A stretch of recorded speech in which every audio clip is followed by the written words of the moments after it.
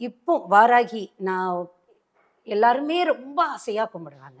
என்னால 9 நாளும் கும்பிட முடியல. எந்த நாள் நான் அதுல ஏதாவது ஒரு நாள் அல்லது இந்த நாட்கள்ல கும்பிடுங்க அப்படின்னா, எந்தெந்த நாட்கள்ல இந்த 9 நாள்ல ரொம்பவே விசேஷம்? ஸ்ரீமாத்ரே நமஹ காமாட்சி சரணம். அதாவது 9 நாட்களுமே நமக்கு காமதேனு மாதிரி தான். 9 நாட்கள்ல எந்த தினங்கள்ல வேண்டுமானாலும் அம்பிகையை வழிபடலாம் அப்படிங்கிறது தான் சாஸ்திரம். என்னால 9 நாள் பண்ண முடியல, நான் ஆஃபீஸ்க்கு போறேன், இல்ல ஏதோ ஒரு சந்தர்ப்பத்தினால என்னால பண்ண முடியல அப்படின்னா, வாராகி நவராத்திரி அப்படிங்கிற காரணத்தினாலே பஞ்சமி ரொம்ப ரொம்ப விசேஷம். பஞ்சமி அப்படிங்கிறது 5வது நாளாக அவளுடைய நாமாவும் பஞ்சமியாக விளங்கக்கூடிய காரணத்தினாலே 9 தினங்கள்ல பஞ்சமி அன்னைக்கு வாராகியை வழிபடுவது, அன்னைக்கு நம்மளால இயன்ற பூஜையை செய்து, இந்த குத்துவிளக்கு பூஜை பண்ணினோம் பார்த்தேடா, தமிழிலே விளங்கக்கூடிய வாராகி போற்றியுமே நமக்கு கிடைக்கிறது. அதை சொல்லியும் கூட நம்ம வழிபடலாம். 5வது நாள் இந்த வாராகி மாலை, இந்த 12 நாமங்கள், வாராகி அனுகிரகாஷ்டகம், அபிராமி அந்தாதி, இது போல நம்மால் இயன்ற என்றதை சொல்லி குத்து விளக்குல பண்ணறது ரொம்ப விசேஷம். மற்ற தினங்களை விட நவராத்திரி காலத்திலே குத்துவிளக்கு தீபத்தை ஏத்தி பண்ணறது ரொம்ப விசேஷம்.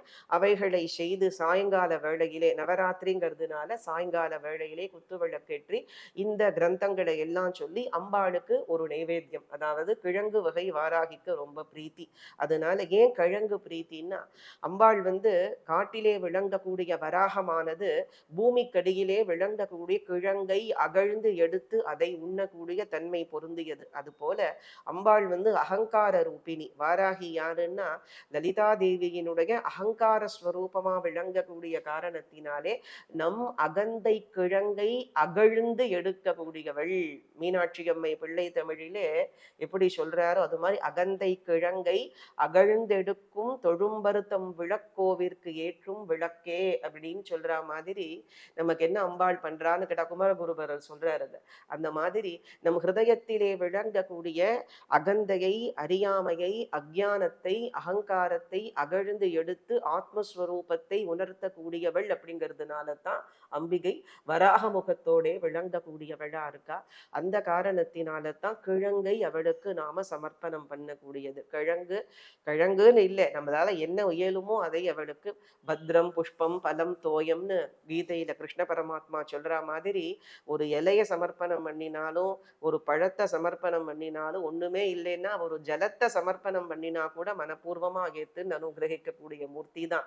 இருந்தாலும் அவளுக்கு பிரீத்தின்னு சாஸ்திரத்துல என்ன சொல்லியிருக்கோ அதை சமர்ப்பிக்க வேண்டியது நம்முடைய கடமை அல்லவா. அந்த காரணத்தினாலே அவளுக்கு பிரியமான நைவேத்தியங்களையோ, குட்டாண்ணம் சக்கரை பொங்கலையோ, அது போல இந்த விஷயங்களை எல்லாம் பண்ணி பாயசம், சக்கரை பொங்கல், வடை, இவைகள்ல நம்மளால என்ன முடியுமோ அதை நைவேத்தியம் பண்ணி அம்பிகையை வழிபடுவது எல்லா விதமான சௌபாகியங்களையும் கொடுக்கும்.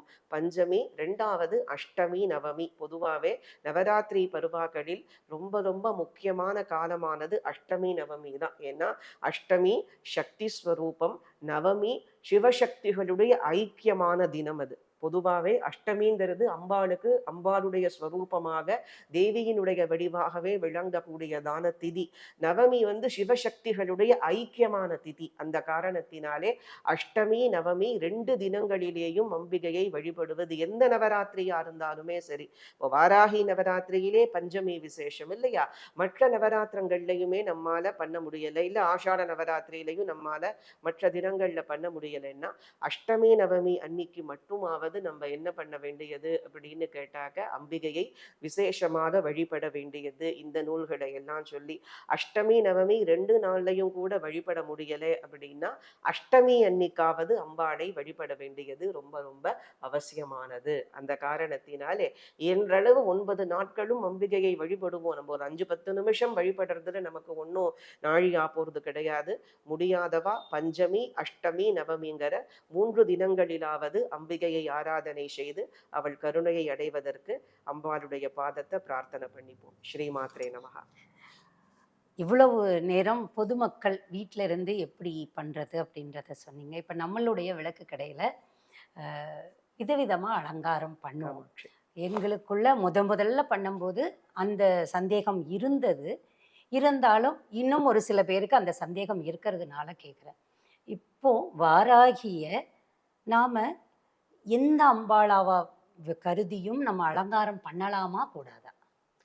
அதாவது நம்ம வந்து தாராளமாக பண்ணலாம். நம்ம கடையில பண்ணறதுனால. இப்போ ஒரு ஆலயத்துல அப்படின்னு சொன்னோம் அப்படின்னா, ஆகம விதிப்படி பிரதிஷ்டையாகி இருக்கக்கூடிய கோவில்கள்ல நமக்கு ரெஸ்ட்ரிக்ஷன்ஸ் உண்டு. ஏன்னு கேட்டேன்னா, அந்தந்த ஆகமங்களின்படி அந்தந்த கோவில்கள்ல இப்படித்தான் அலங்காரம் பண்ணணும் உள்ள அப்படிங்கிறதை இருக்கக்கூடிய நமக்கு மூலவருக்கு. ஆமா. ஆ. மூலவர்.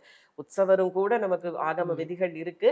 பட் ஆனா உங்களுக்கு பார்த்தேன் அப்படின்னு சொன்னாக்க, அது ஆலய பிரதிஷ்டை அப்படின்னு சொல்லும் பொழுது, அது ம். வேற விதமா போயிடுறது. நமக்கு வந்து அதிலே நமக்கு அதிகாரம் இல்ல. ம். ஆனா, நம்ப இஷ்ட தெய்வத்த தான் நம்ம என்ன பண்றோம், நம்முடைய இஷ்ட தெய்வத்தை எல்லா தெய்வமாகவும் பாவிக்கக்கூடிய வழக்கமானது உண்டு. 2வது ஏற்கனவே நான் சொன்ன மாரி ஏகமான பிரம்மம் தான் எல்லா வடிவங்களிலேயும் விளங்குறது. இப்போ வாராகியினுடைய தத்துவம் என்ன அப்படின்னு கேட்டாக்க, லலிதா தேவிக்கு அபின்னமாகவும், தானே பரபிரம்ம ஸ்வரூபமாகவும், உபனிஷத்தின் வாக்கியத்தின்படி வாராகி பித்ருரூபா குருகுல்லா பலிதேவதா மாதாங்கிற காரணத்தினாலே, லலிதைக்கே பித்ருஸ்தானத்திலே விளங்குறதுனாலையும் இவள் சச்சிதானந்த மூர்த்தி தான். சச்சிதானந்தமயமான பிரம்மமான இவளே தான் எல்லா ரூபத்திலேயும் விளங்குறாங்கிறதையும் நமக்கு மகான்கள் காண்பிச்சு கொடுத்திருக்கா. அது வந்து அபிராமி எந்தாதியில் அபிராமிய வாராகியா தான் பட்டர் சொல்லியிருக்கார். உலகம்மை எந்தாதியில் உலகம்மைய வாராகியா தான் நமசிவாய கவிராயர் சொல்லியிருக்கார்.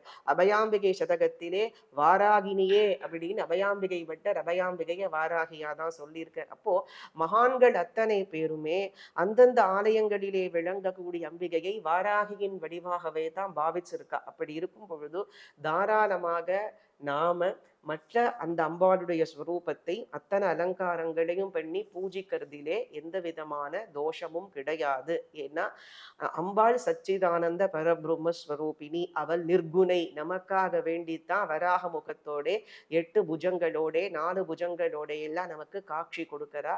அதனால நம்முடைய கடையிலே பண்ணக்கூடிய காரணத்தினாலே, நம்மளுடைய இஷ்டமூர்த்தத்திற்கு பண்ணக்கூடிய காரணத்தினாலே எந்த விதமான தோஷமும் நமக்கு கிடையாது. ஆகம ரீதியில பண்ணக்கூடியவர்களுக்கு வேற. நம்ம நம்ம இஷ்டமூர்த்தத்துக்கு ஆத்மார்த்த மூர்த்தத்திற்கு நம்ம அலங்காரம் பண்றோம். அதை யாரும் நம்ம கிட்ட வந்து இப்படி பண்ணக்கூடாது அப்படி பண்ணக்கூடாதுன்னு கேள்வி கேட்கறதுக்கு யாருக்கும் உரிமை கிடையாது. ஸ்ரீ நன்றிங்க. மாத்ரே நமஹ. ஸ்ரீ மாத்ரே நமக. அதே மாதிரி அங்க பாராயணம் ஆ, பண்ண போறோம். அதுக்கு வந்து நிறைய பெண் சக்திகள் ஒன்று கூடி பண்ண போறாங்க. காமாட்சி. ஏன்னா உங்க கூட நாங்க பழக விட்டு உணரக்கூடிய ஒன்னொன்னும் ஒவ்வொருத்தரையும் ஒவ்வொரு சக்தி ரூபமாவே எங்களையும் பாவிக்க வைக்கிறீங்க. காமாட்சி. பார்க்க காமாட்சி. வைக்கிறீங்க, காமாட்சி. பாவிக்கவும் வைக்கிறீங்க. பாவனை தான் பக்தி அப்படின்றது பக்தி மார்க்கத்துல முதல் படியில வரும் காமாட்சி. அப்படின்னுவாங்க. ஸோ அப்படி நிறைய பெண் சக்திகள் வந்து கூடி நாங்க பாடுறோம், பாராயணம் பண்றோம் அப்படின்னு சொல்லும்போது, அங்க என்னென்ன படிக்கலாம் அப்படிங்கிறதையும் நீங்க எங்களுக்கு சொல்லணும்.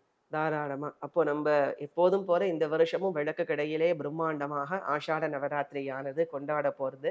நெறைய பேர் வந்து இந்த க்ஷேத்திரத்திலே பாராயணம் பண்றா. இது ஏற்கனவே நான் அநேகம் தடவ சொல்லி இருந்தபடி, ஒரு வியாபார ஸ்தலமா மாத்திரம் இல்லாம, இது பல்வேறு ஆன்மீக நிகழ்ச்சிகள் நடக்கக்கூடியதான ஒரு பரதேவதையின் சாநித்தியமானது பூர்ணமா விளங்கக்கூடிய க்ஷேத்திரமா இருக்கு. எப்போதுமே தேவியினுடையதான ஸ்தோத்திரங்கள் எவ்விடங்கள்ல ஒலிச்சுன்னு இருக்கோ அந்த இடத்தில் தேவியின் சாநித்தியமானது நமக்கு பூர்ணமா இருக்கு அப்படிங்கிறதை உணரலாம்.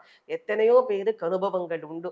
ஏற்கனவே எனக்கும் சரி, நிறைய பேருக்கும் சரி, இங்க வந்து அம்பாள் பிரத்யக்ஷமா இருக்கா அப்படிங்கிறதுக்கான அனுபவங்கள் நிறைய பேர் உண்டு. அதை அனுபவிக்க கூடியவர்களுக்கு தான் அதனுடைய தன்மையானது புரியும். அதனால இது ஒரு விசேஷமான ஒரு தேவிக்கு அலங்காரம் செய்து அநேக விதமான பூஜைகள் நடக்கக்கூடியதான இந்த நவராத்திரி சமயத்திலே அம்பாளுக்கு முக்கியமாக நம்ம சகலகலாவல்லி மாலை, மீனாட்சி அம்மன் பஞ்சரத்னம், மீனாட்சி அஷ்டகம், அதுபோல மகிஷாசுர மர்தினி ஸ்தோத்திரம், அம்பாளுக்கு ஒவ்வொரு நாளைக்கு என்னென்ன அலங்காரங்களை பண்றோம். முதல் நாளைக்கு வந்து பார்த்தோம் அன்னவாகனத்தில் அலங்காரம், 2வது நாள் காமதேனு அலங்காரம். அந்தந்த அலங்காரத்திற்கு ஏற்றாற் போரே விளங்கக்கூடிய அந்தந்த தேவதா மூர்த்தங்களுடையதான அர்ச்சனைகள். அதே மாதிரி சகஸ்ரநாமா, லலிதா சகஸ்ரநாமம். ஸோ அது மாதிரி சௌந்தரிய லஹரி, அபிராமி அந்தாதி, இந்த மாதிரி அநேக நூல்களை நாம இவ்விடத்திலே பாராயணம் பண்ணது ரொம்ப விசேஷம். ஏன்னா அம்பாள் வந்து பிராண பிரதிஷ்டையே பண்ணி இருக்கக்கூடிய காரணத்தினாலே நித்திய சாநித்தியத்தோட அம்பாள் இருக்கா. ஏன்னா உங்களுடைய குருநாதர் வாராகி குருஜி வந்து அம்பாளை வந்து பிராண பிரதிஷ்டை பண்ணி உங்களுக்கு கொடுத்துருக்கார். அதனால பிராண பிரதிஷ்டை செய்திருக்கக்கூடிய காரணத்தினாலே ஜீவகலையோடயே நமக்கு வந்து 3 கடையிலேயுமே அம்பாள் வந்து ஜீவகலையோட இருக்கா. அந்த காரணத்தினாலே இந்த நூல்களை எல்லாம் அம்பிகைக்கு முன்னே பாராயணம் பண்ணும் பொழுது இது அங்கே வரக்கூடிய மக்களுக்கு அபரிமிதமான சௌபாகியங்களை கொடுக்கிறது. அதோடு மட்டுமல்லாமல் அம்பாளுக்கு பரம பிரீத்தியை உண்டு பண்ணுறது, அதுல எந்த சந்தேகமும் இல்லை. அதனால இந்த நூல்களை எல்லாம் அந்த பொதுவா பெண்கள் ஆராதனை பண்ணுறது அம்பாளுக்கு ரொம்ப பிரீத்தி, புருஷாலை விட. எல்லாரும் அம்பாளுக்கு சமந்தா இருந்த பொழுதிலும் கூட, ஏன்னா அம்பாள் வந்து சுவாசன் எர்ச்சன பிரீதாயை நமகான் சகஸ்ரநாமா சொல்லி இருக்கிறதுனாலேயும் பாலா தருணி சுமங்கலி சுவாசினின்னு ஒரு பெண்ணுக்கு இருக்கக்கூடிய எல்லா விதமான நிலைகளிலேயும் சாட்சாத் காமாட்சி தேவி தானே விளங்குறதுனாலேயும் அம்பிகைக்கு பெண்கள் அவளை ஆராதிக்கிறது ரொம்ப பிரீதி. அதனால இத்தனை ஸ்திரீகள் சக்தி ரூபத்திலே விளங்கி கொண்டு அம்பாள் ஆராதிக்கும் பொழுது அது எல்லோருக்கும் சகல சௌபாகியங்களையும் உண்டு பண்ணுறது. அப்படி ஆராதனை நடக்கக்கூடியதான ஸ்தானத்திலேயும் அவளுடைய சாநித்தியத்தை விருத்தி பண்ணுறது அப்படிங்கிறதுல எந்த சந்தேகமும் இல்லை. அதனால அவசியம் இந்த நூல்களை எல்லாம் பாராயணம் பண்ணி தேவியின் கருணா கட்டாட்சத்திற்கு பாத்திரமாகிறது ரொம்ப விசேஷம். ரொம்ப அற்புதமான விளக்கங்கள் ஐயா. இப்போ நம்ம நிறைய பெண் சக்திகள் ஒன்று கூடி பாராயணம் பண்றாங்க. இப்போ எனக்கு பாராயணம் பண்ண தெரியல அப்படின்னாலும் இது ஒரு பெரிய கூட்டு பிரார்த்தனை தான். கண்டிப்பா. இப்போ ஒவ்வொரு சக்திகளும் கோவில்களும் நம்ம பார்க்கும்போது என்ன ஒரு பெரிய பிரபல்யமா இருக்கக்கூடிய கோவில்கள், நிறைய மக்கள் போய் கூடக்கூடிய கோவில்கள் இன்னும் சக்தி வாய்ந்ததா கருதப்படுது. இதோட தத்துவம் என்ன? இந்த கூட்டு வழிபாடு அப்படின்றதுக்கான மகத்துவம் என்ன? அதை நீங்க எங்களுக்கு சொல்லணும். அதாவது இது வந்து ஸ்ரீமாத்ரே நமஹா.